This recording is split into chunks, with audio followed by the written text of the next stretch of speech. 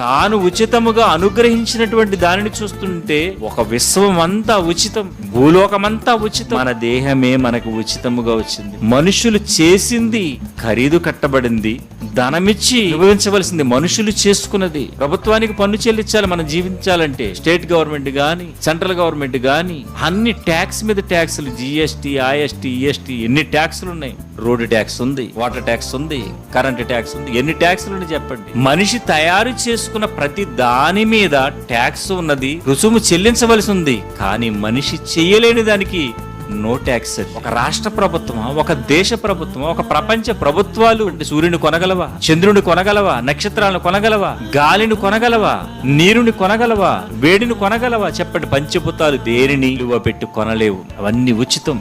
ప్రకృతిలో దేనిని చేసుకోలేనిది దేవుడు చేసింది అన్నీ ఉచితం. తాను అనుగ్రహించింది ప్రతిదీ కూడా ఉచితమే. ఆఖరికి మన కొరకు ప్రాణం పెట్టినటువంటి యేసుక్రీస్తు వారు కూడా ఉచితముగా ఇచ్చాడట.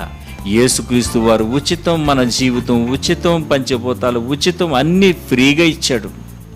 సృష్టిలోని ఉన్నవన్నీ ఎవ్వరూ చేయలేరుగా, సృష్టిలోని పన్ని దేనికది అది ఏది రాదుగా, చెయ్యాలి ఆ దేవుడే. దేవుడు ప్రేమిస్తున్నాడు, నువ్వు కావాలని అంటున్నాడు. నీకోసం ఆ దేవుడే సృష్టిని చేశాడు చూడు.